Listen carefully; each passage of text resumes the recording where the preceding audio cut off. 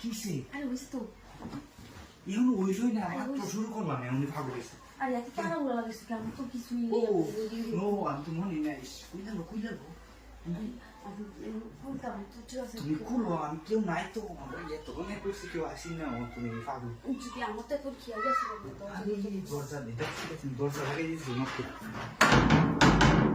লাগিয়ে দিয়েছি দরজা সমস্যা কি আমার তো কোনো সমস্যা নাই বুঝো না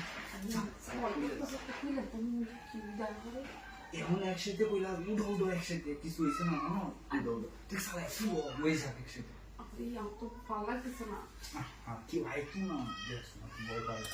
আরে বাবা রে কেউ নাই বলছি এইসব কাম করলে তো ভয় লাগে না এখন করছো না বুঝে দাও রেডি